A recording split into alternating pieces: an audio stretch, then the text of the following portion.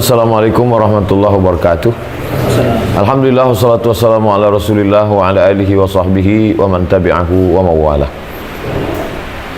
Bapak Ibu, abang, kakak, adik, jamaah dimanapun berada, alhamdulillah kita hari ini bersama dengan seorang sahabat guru kita semua, S1, S2, S3 di Universitas Al-Azhar Kairo, Mesir, spesialis dalam bidang akidah. Kebetulan yang mau kita bahas ini adalah terkait tentang salah satu dari permasalahan-permasalahan akidah. Sebelumnya kita sapa. Assalamualaikum warahmatullahi wabarakatuh, Ustaz. Waalaikumsalam warahmatullahi wabarakatuh. Apa kabar, Ustaz? Alhamdulillah. Barakallah. Ustaz Dr. Amri Fatmi. Mudah-mudahan Ustaz sehat walafiat. Masalah yang ingin kita tanyakan banyak beredar di medsos terkait tentang pembahasan wahdatul wujud. Apa makna, apa yang dimaksud? Wa ma adraka ma wahdatul wujud. Ya. Baik, Maulana. Assalamualaikum warahmatullahi wabarakatuh. Alhamdulillah rabbil alamin. Allahumma shalli wa sallim wa barik ala sayyidina Muhammadin wa ala alihi wa sahbihi wa sallim. Amma ba'du. Yang kita muliakan Tuan Guru Ustaz Abdul Somad, barakallahu fikum. Guru kita bersama, kami senang pada malam ini membersamai, duduk sebentar sharing bersama tentang paham wahdatul wujud, ya. Karena wahdatul wujud ini sebenarnya adalah dia tinjauan filosofi sekali. Dia sudah ada sebelum kita katakan datangnya Nabi Muhammad sallallahu alaihi wasallam, pemahaman ini, ya. Wahdatul wujud sudah ada sebelum Islam. Ya, sebelum datangnya Nabi Muhammad, kita katakan begitu. Ada sebelum datangnya Nabi Muhammad dengan membawa risalah Islam. Dikenal dalam istilah filsafatnya itu kan panteisme. Panteisme ini adalah merupakan suatu pemahaman tentang bahwa Tuhan itu tidak memiliki wujud spesifik, tetapi Tuhan itu boleh menjelma dalam segala bentuk yang terlihat. Jadi dia tidak terpisah antara Khalik dengan makhluknya, itu tidak terpisah. Tuhan tidak ada istilah Khalik dengan makhluk. Jadi dia tidak bisa dipisah antara Khalik dengan makhluk, tapi dia menyatu. Sehingga kemana kita tunjukkan, kemana kita lihat, kemana kita pandang, maka itu adalah Tuhan juga. Fisik. Bagian daripada Tuhan. Dalam bentuk fisik. Maka pertanyaannya, apakah ini fisik atau non fisik, materi atau bukan? Nah, secara pemahaman filsafat, wahdatul wujud atau panteisme ini hanya dipahami dalam bentuk maddiyah, fisik, yang dipahami dalam bentuk fisik saja. Jadi pokok kayu Tuhan. Ya, itu boleh merupakan mazhar daripada Tuhan, penjelmaan daripada Tuhan yang penjelmaan yang berbeda-beda. Tuhan menjelma jadi pokok kayu. Terus Tuhannya sendiri di mana? Nah, Tuhan itu adalah wujud yang kulli, wujud yang sifatnya general. Tuhan itu gimana cara diketahui? Diketahui yang melalui penampakan yang ada. Nah, makanya kalau boleh kita katakan ada 3 teori tentang penciptaan itu sendiri atau adanya makhluk hidup. Teori yang pertama seperti dalam Islam, yaitu kun fayakun. Allah menciptakan sesuatu dengan menciptakan sesuatu, ada khalik, ada makhluk diciptakan dengan kun fayakun. Ada lagi di sana sifatnya adalah emanasi, pelimpahan. Jadi bahwa makhluk yang ada ini, yang terlihat ini adalah wujud pelimpahan daripada Tuhan. Limpahan dari Tuhan. Pelimpahan. Teori itu kedua. Teori emanasi. Itu banyak dianut oleh para filosof Yunani sampai kemudian mempengaruhi filosof-filosof Islam juga. Itu dia Nazariyatul Faid itu. Nazariyatul Faid itu. Kalau Isyraq, kemudian setelah itu Nazariyat Tajalli. Yang ketiga. Ini yang ketiga namanya teori tajalli. Nah, teori tajalli ini adalah yang menyatakan bahwa makhluk itu adalah tajalliyat daripada Tuhan itu sendiri. Nah, ini di sini kemudian teori panteisme masuk. Teori daripada wahdatul wujud itu masuk. Nah, jadi dalam agama Hindu, dalam agama Buddha, Tao juga, kemudian Sikhisme juga, itu agama-agama yang sangat tua, ya, dalam peradaban Islam itu sudah ada pemahaman panteisme. Sekali lagi, panteisme atau wahdatul wujud dari mana asal panteisme ini, dari mana datangnya? Ya, sudah ada dalam sejarah manusia, dalam sejarah sebelum Yunani bahkan. Karena Hindu itu sendiri kan jauh lebih tua. Tapi kemudian masuk dalam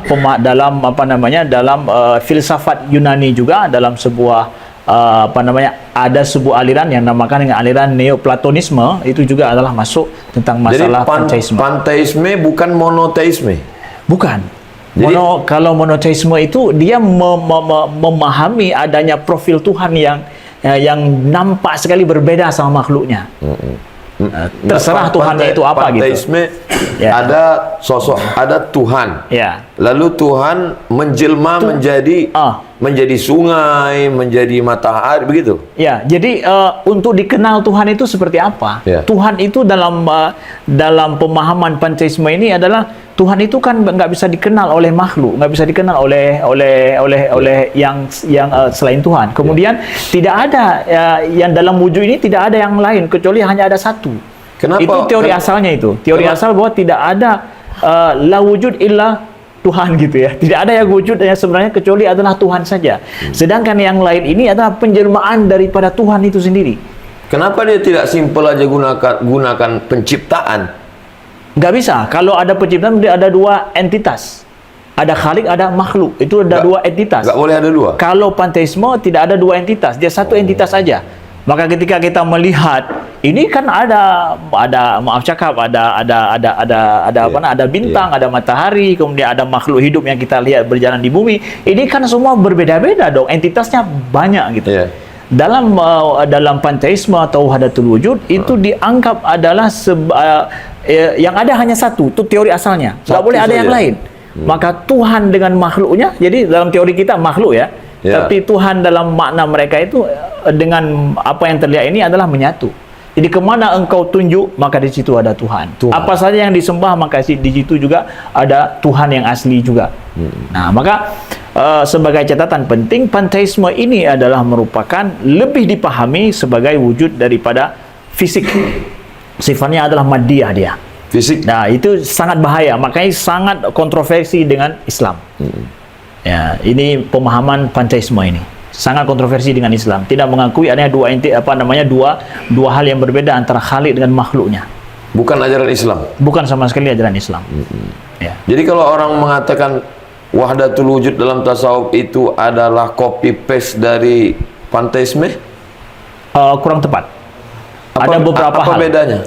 Ada beberapa hal yang harus kita pahami bahwa kajian tentang wahdatul wujud dalam tasawuf ini juga kajian yang lain lagi ya. Kalau kita tanyakan, jadi kalau demikian bagaimana ada istilah wahdatul wujud dalam khazanah keilmuan Islam, khususnya dalam ilmu tasawuf misalkan. Gimana itu? Nah, disinilah para ulama melihat bahwa ada nggak beda ya wahdatul wujud kalau dan tanda kutip di dalam Islam ya, di dalam tasawuf ada bedanya menurut para ahli. Termasuk guru-guru kami di Al-Azhar menyampaikan ya. Saya bawa di sini misalkan ini guru saya waktu S1 Dr. Muhammad Fauqi Hajjaj. Beliau kafif Maulana, tidak bisa melihat, jadi beliau sampaikan bahwa wahdatul wujud kalau boleh dikatakan di dalam Islam, di dalam tasawuf itu wahdatul wujud yang bukan maddi. Bukan materi. Bukan materi. Bukan benda. Kalaulah ada pemikir-pemikir wahdatul wujud ataupun ulama-ulama sufi yang nampak dilihat wahdatul wujud, tapi itu bukan materi, lebih kepada ruhi sifatnya. Itu yang menjadikan ada sedikit perbedaan di sini. Plus lagi, berarti kalau ada orang mengatakan saya ini adalah darah saya, daging saya, itu Tuhan, berarti panteisme.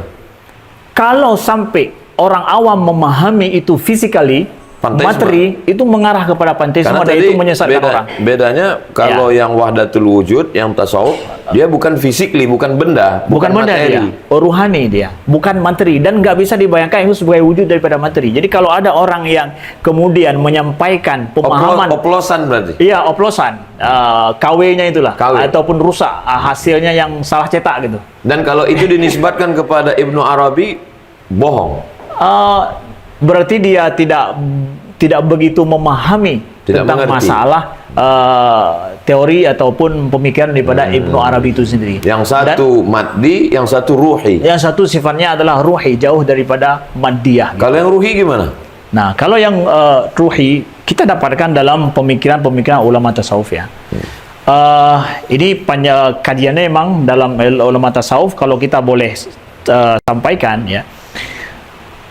Masuknya pemahaman yang mengarah kepada wahdatul wujud itu setelah abad ke-6 Hijriah. Abad ke-6 Hijriah. Ba'dal Ghazali. Ba'dal Ghazali. Naam, sahih, bizabt. Ba'dal Ghazali hatta li ghayat sampai kepada abad ke-9. Sebelum itu mereka tidak pernah cerita tentang itu. Nah, untuk dilihat kecenderungan kepada wahdatul wujud sebelum itu, apakah ada? Mengarah ada, tetapi mereka tidak bisa dibaca sebagai wahdatul wujud seperti yang mengarah kepada nampak wahdatul wujud secara pasti.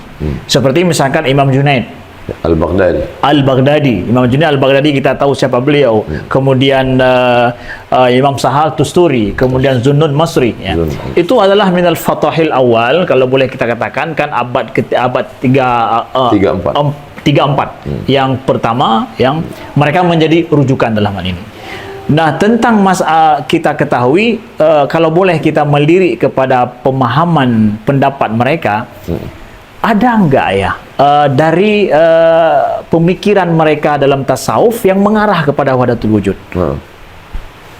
Kalau kita melihat, nampaknya ada, tetapi enggak bisa kita tasrih betul demikian. Dari mana dimulainya? Dimulai adalah dari tentang fana. Ada nazariyat tentang masalah fana dalam ilmu tasawuf, ada wahdah. Di sini dimulai dari pembahasan ulama tasawuf termasuk Imam Junaid tentang menafsirkan tauhid itu sendiri. Jadi kan kita belajar ilmu tauhid secara kalami, bahwa Allah itu wahidun fi zatihi, wahidun fi sifatihi, kemudian fi af'alihi, begitu ya.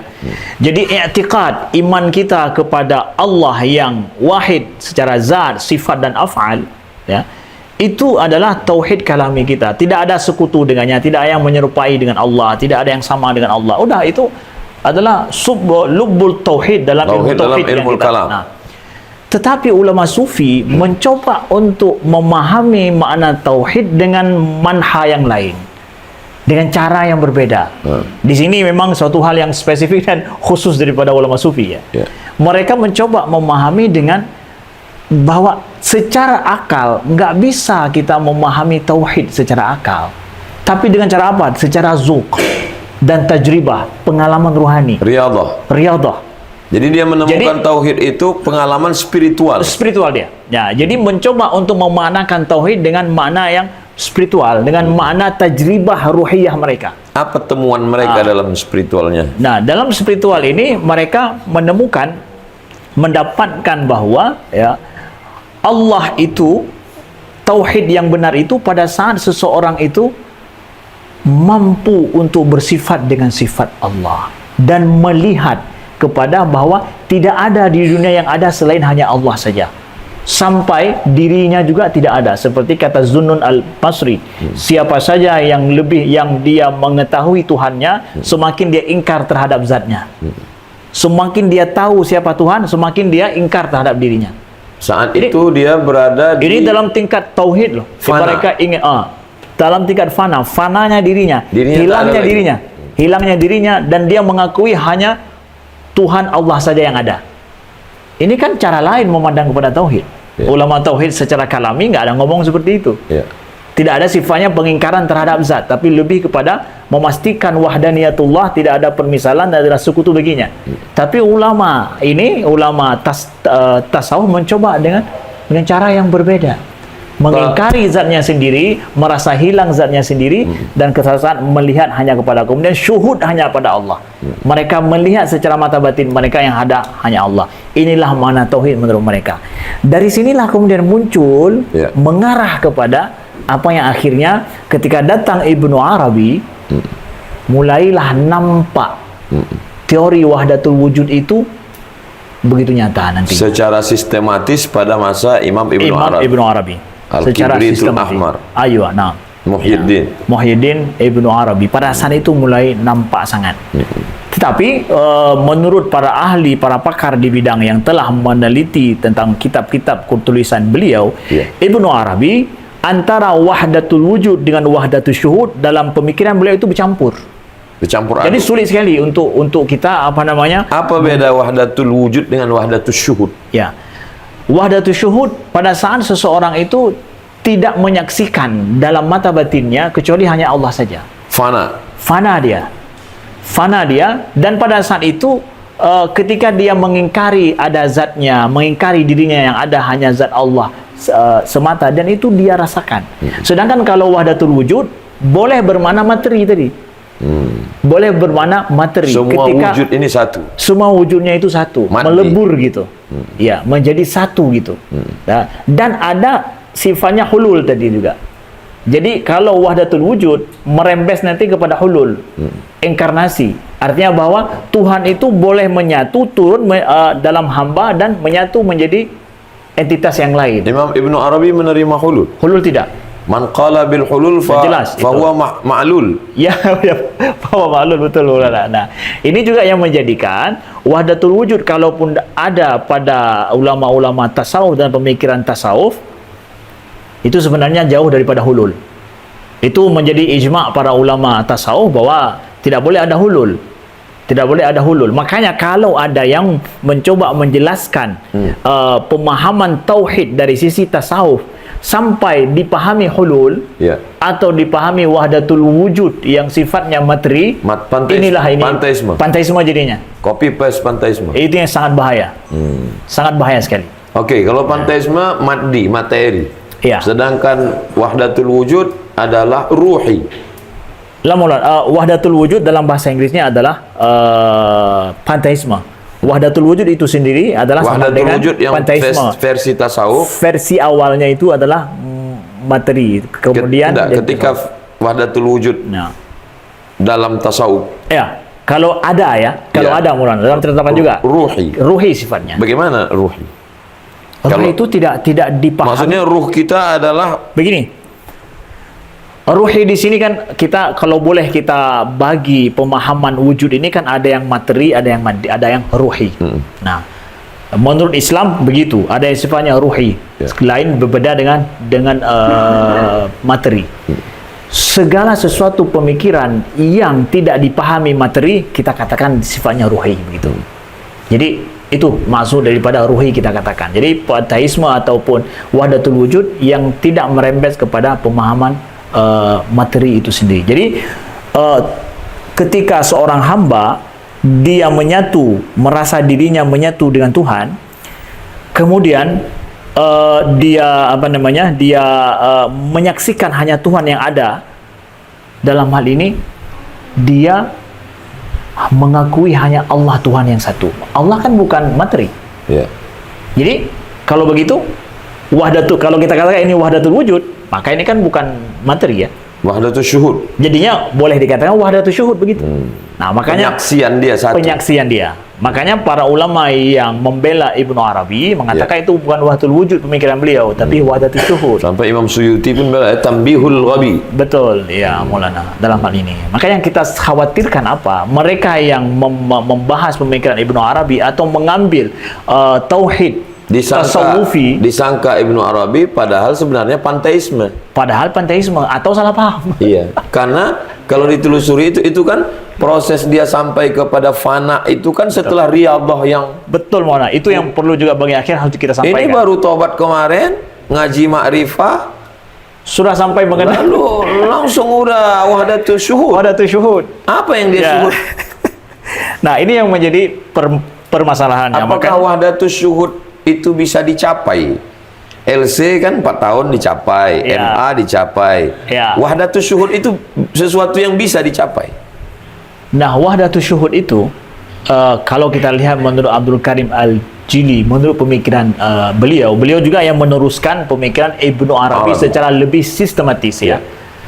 Bukan wahdatul wujud kita katakan ya, wahdatul syuhud itu. Wahdatul syuhud itu anugerah daripada Allah diberikan kepada siapapun. Itu anugerah daripada Allah. Ya, ini fadlun min karamih, kata Imam Tidak semua orang dapat. Tidak semua orang dapat. Artinya apa? Fadlun daripada Allah. Jadi kalau ada orang yang ngajar di YouTube begitu mudahnya, ya, berarti bukan wahdatus syuhud. Apa standar orang sudah sampai ke wahdatus syuhud? Ulama sufi sejak dari awal mengatakan banyak pengalaman batin ruhani seseorang itu nggak bisa disampaikan pada orang lain. Bahkan Imam Al-Qushairi sendiri, beliau beliau mengatakan bahwa ya itu ada rahasia-rahasia mereka yang kadang kita tidak paham, tidak bisa dipahami oleh orang lain. Begitu juga ketika Al-Hallaj dipermasalahkan oleh para fuqaha pada masa beliau, Abu Mansur Al-Hallaj. Imam Junaid kan hidup semasa dengan beliau. Beliau katakan bahwa engkau telah membuka thagrah yang tidak bisa ditutup kecuali dengan kepalamu. Artinya engkau harus dihukum karena apa? Telah membeberkan sesuatu yang sebenarnya tidak bisa pengalaman spiritual yang mestinya bukan milik orang lain, tapi milik dia. Kalaupun dituliskan, artinya makanya muncul ungkapan kami adalah kaum yang mengharamkan orang untuk memutolaah kitab kami. Betul, Maulana. Karena kitab itu hanya boleh dikaji oleh orang yang sampai. Betul, Maulana. Betul, ini yang harus kita pahami dengan betul. Maka ngeri sekali kalau ada yang mencoba menjelaskan tauhid tasawuf ini dari sisi tasawuf falsafi, kalau boleh kita katakan. Itu kan tinjauan falsafi sebenarnya. Diajarkan kepada orang awam. Itu rahasia ulama dulu. Bahkan ada para ulama yang mengatakan bahwa Ibnu Arabi banyak beliau tidak membeberkan rahasia beliau dalam tulisan beliau supaya orang nggak tahu semua. Utuhima bi ikhfa madhabi. Jadi dituduh beliau itu menyembunyikan mazhab beliau. Ya, demi untuk menjaga itu. Nah, supaya tidak menjadi konsumsi publik. Tidak menjadi konsumsi publik. Fitnah. Menjadi fitnah. Karena itu batin. Makanya kemudian Ibnu Khaldun yang kita tahu betapa beliau sangat objektif dalam membahas masalah ilmu kalam, masalah tasawuf juga ya. Beliau sampaikan dalam mukaddimah beliau itu bahwa ini saya bacakan Maulana ya, supaya lebih pasti, jangan dibilang-bilang nanti mengada-ngada kita kan. Nah, nggak enak juga begitu. Nah.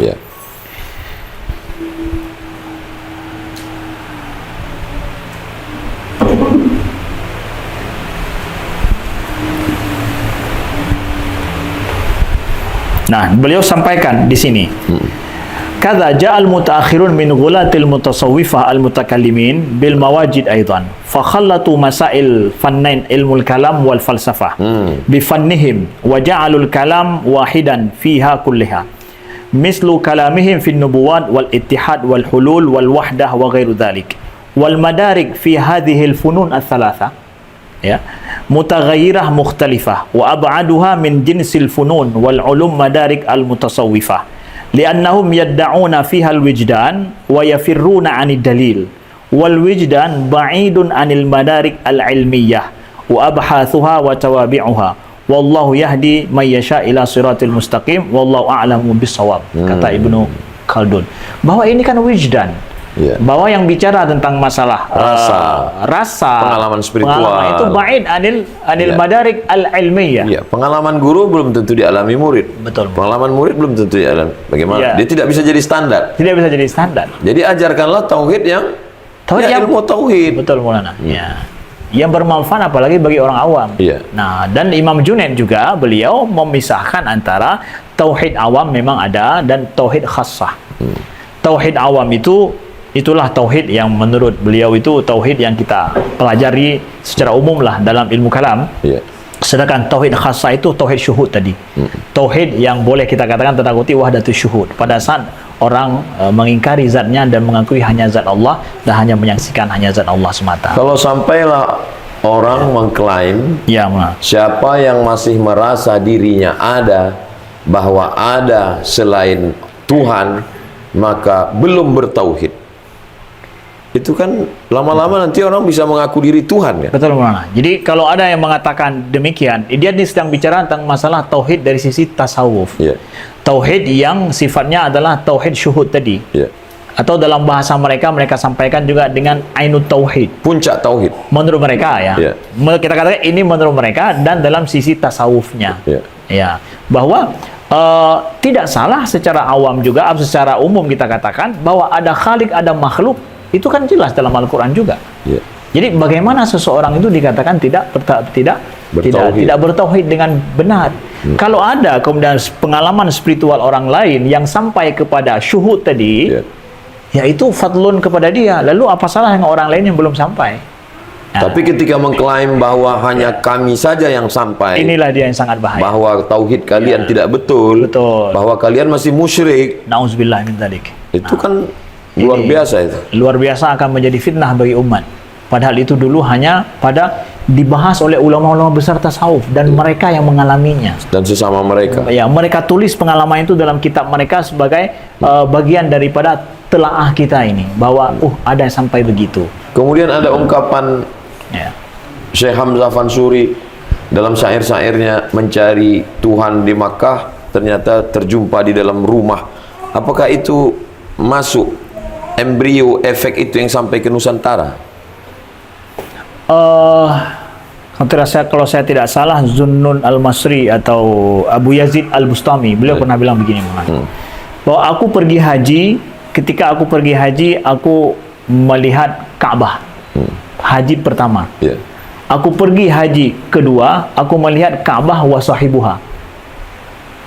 Kemudian aku haji yang ketiga, aku nggak melihat Ka'bah wala sahibuha.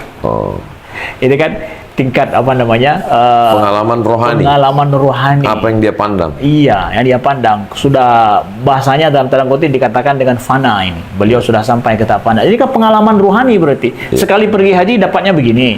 Kedua begini, ketiga begini. Pengalaman. Pengalaman padahal Ka'bahnya itu juga. Itu juga bagi kita. Berarti bukan yang bersifat maddi. Iya, betul, bukan bersifat maddi dia. Gimana mau diajarkan?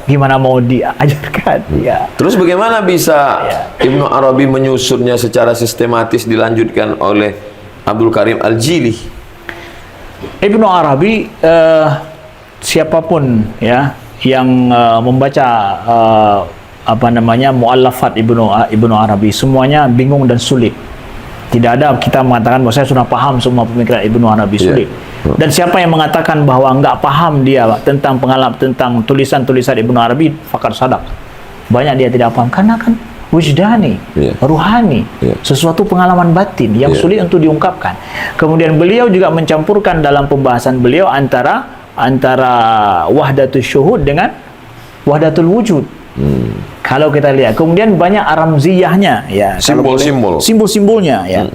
Ya, salah seorang bahis di sini, Dr. Abdul Yusuf Zidan, beliau sampaikan bahwa dalam tulisan-tulisan syughlul azhan bi kasratil wujdan. Saking sibuknya pikiran mengalami wujdan itu, sulit mengungkapkannya dengan kata-kata. Betul, karena rasa ini kan tak bisa diungkapkan. Contohnya begini kita katakan, ya. Seorang makan durian, belum pernah dia makan. Orang Arab datang sini makan durian. Lalu dia menjelaskan dengan kata-kata. Durian rasanya begini. Teorinya banyak. Didengar sama yang lain. Lalu orang ngomong juga lagi orang Mesir durian. Yang belum pernah makan durian, dia terjemahkan durian itu adalah jawafa. Jambu. Dia jelaskan rasa yang dia dengar itu kepada orang lain. Padahal bukan itu. Bagaimana orang lain yang mendengar penjelasan rasa durian itu dengan kata-kata gitu. Kasih buah durian, dia ada diam, ngomong pun nggak perlu lagi. Begitulah tentang tasawuf. Maka begitulah orang yang mencoba untuk menjelaskan tentang pengalaman spiritual para ulama tasawuf dengan tauhid mereka itu dengan kata-kata mereka hari ini, dengan tulis di dinding gitu. Maka seperti orang yang menjelaskan itu tadi. Maka ulama tarekat kalau kita lihat mereka tidak terlalu banyak cerita di situ, malah sibuk di riyadhahnya, ya. Betul, Maulana. Riyadhah, zikir. Dan ini juga yang didapatkan oleh para pemikir-pemikir dalam ilmu tasawuf yang membahas ini, bahwa generasi awal 5 abad sebelumnya itu mereka lebih banyak amaliyahnya daripada banyak bicara tentang rumus-rumus. Saurah ruhiyah, betul, Maulana. Saurah ruhiyah itu lebih banyak mereka amaliyahnya. Tapi pada abad kemudian setelah Imam Al-Ghazali Baru masuk sibuk ilmu dengan Arabi, teorinya. banyak teori kemudian. Malah banyak tidak ngomongnya. Malah tidak riadah. Akhirnya inilah mulailah. Dan kemudian sebabnya disebutkan kenapa? Karena pada masa itu mulai di dunia Islam merebaknya pemikiran filsafat Ya. di dalam khazanah keilmuan Islam. Sehingga dalam ilmu tauhid juga kita tahu munculnya karya seperti Al-Iji dengan Alkitab Al-Mawaqif beliau. Izzuddin Al-Iji rahimahullah, itu di kitab Mawaqif beliau. Kan semua kita di Al-Azhar dijelaskan bagaimana ada unsur falsafi di dalamnya. Begitu juga kita dapatkan dalam dalam ilmu tasawuf. Masa itu setelah abad ke-6 Ibnu Arabi plus juga Al-Iji dan yang lainnya, itu juga sudah mulai tasawufnya falsafi, manhajnya itu falsafi. Kenapa demikian? Mungkin salah satu jawabannya inilah. Dalam ilmu kalam juga sudah mulai begitu. Kemudian dalam ini karena sudah mulai merebaknya pemikiran filsafat di dunia Islam pada saat itu, sudah banyak teori daripada ini. Kembali di mukadimah Ustaz tadi. 3. Pertama kun fayakun, khaliq, makhluk. Yang kedua faidhan. Kemudian yang limpahan atau isyraq, mungkin sejenis juga ya. Emanasi. Boleh jadi juga ya, tapi yang ketiga tajalliyat. Tajalliyat itu. Jadi tajalliyat ini apakah bisa dikatakan yang pertama kali membawa teori tajalliyat dalam Islam adalah Ibnu Arabi?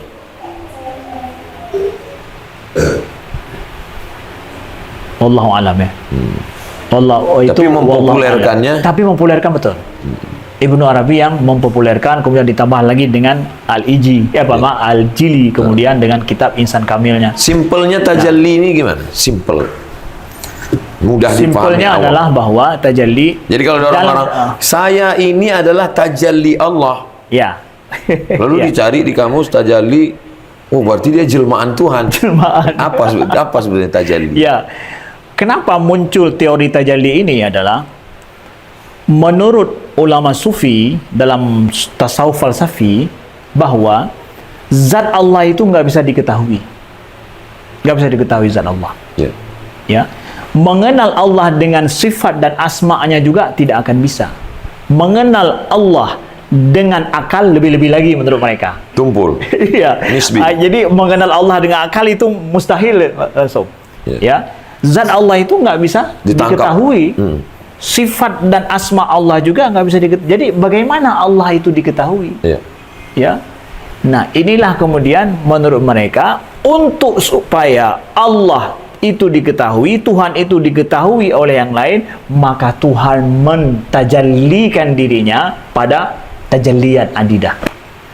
Itu. Lalu diambillah kemudian sebuah hadis yang mungkin ulama ini mengatakan hadis maudhu atau apa, la sanad lahu kanzun makhfiyat itu dijadikan sebagai fa khalaqtul khalqa li'urif gitu ya. Ya, jadi melegitimasi. Jadi pikirannya sudah duluan ada, hadisnya pikirannya sudah ada, datang hadisnya belakangan. Kayaknya cocok ini. Ya cocok gitu. Jadi kan jadi fitnah bagi orang awam. Oh, ada hadisnya kok, ada dalilnya kok gitu.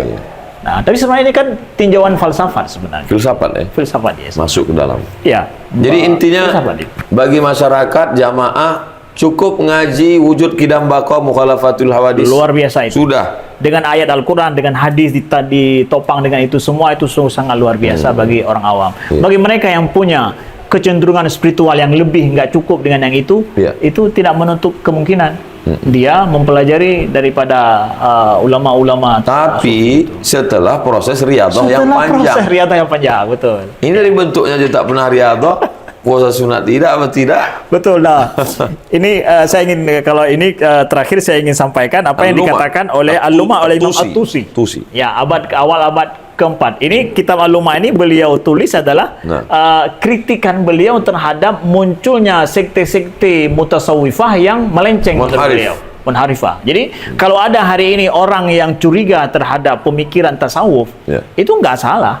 Kalau ada yang mencoba mendebat atau mengatakan itu sesat, misalkan, itu nggak salah. Kenapa? Dari abad dulu sudah ada demikian, sudah banyak otokritik. Nah, saya ingin sampaikan di sini, beliau bagus sekali mengatakan baru boleh ngomong atau bicara tentang tasawuf dengan berbagai macam pendapat itu kalau sudah ada 3 syarat ya, kata beliau.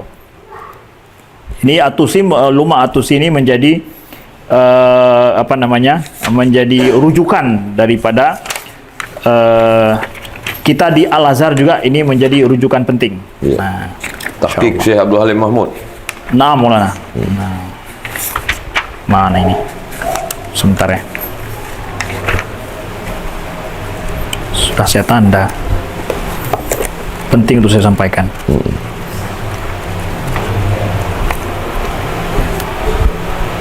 Ya, jadi begini kata beliau. Azan maghrib kita lanjutkan setelah yang satu ini. Ya, salah satu ini ya. Bapak, Ibu, Abang, Kakak, adik jamaah dimanapun berada, kita lanjutkan lagi dialog kita bersama Al-Mukarram Sahibul Fadilah Fadilatul Ustaz Dr. Amri Fatmi LCMA, mutakhasis dalam bidang akidah, S1, S2, S3 Jamiatul Azhar Syarif bil Qahirah. Kelanjutan penjelasan Ustaz. Ya, jadi Imam At-Tusi kita lihat beliau sampaikan bahwa kalau ada orang yang mengatakan bahwa dirinya sudah memahami tasawuf, sudah sampai kepada syuhud, sudah sampai kepada fana dan yang lain, kata beliau, Imam At-Tusi, lam yuhkim asasahu ala salasi aja fahuwa makhduq. Kalau dia belum yuhkim, betul-betul mengamalkan 3 prinsip, maka dia itu makhduk tuh. Yang ngomong tertipu dia, maghrur. Ya, kalau ngomong udah sampai bahwa sudah tauhid ini tauhid itu yang susah dipahami oleh orang awam, 3 hal kata beliau, baru boleh ngomong setelah itu. Apa kata beliau? Awalwa ijtinab jami'il maharim kabiruha wa saghiruha. Ya, dia ijtinab, dia menjauhkan semua yang haram, baik kecil atau besar. Saghair wal kabair. Saghir. Wasani ada jami'il faraid asiruha wa yasiruha. Menunaikan semua yang fardu, yang wajib, baik yang sulit maupun yang mudah. Yang kedua, yang ketiga, tarkud dunya ala ahli dunya qaliluha wa kathiruha illa ma la budda lil mu'min minha.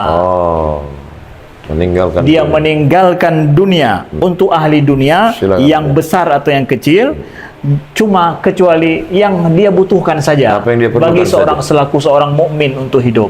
Standar kalau nanti ketemu sama orang yang ngaku sudah naik ke Sidratul Muntaha, sudah fana, sudah syuhud, lihat yang 3 ini. Tidak yang 3 ini. Kalau dia tinggalkan yang haram, dia lakukan semuanya semua yang kecil-kecil, besar kecil besar, dilaksanakan yang wajib maupun yang besar, yang sulit, yang tahajudnya, dan dia meninggalkan dunia hanya mengambil untuk hidup. Itulah orang yang usul. Itu boleh ngomong. Minal wasilin. Baru boleh ngomong tuh.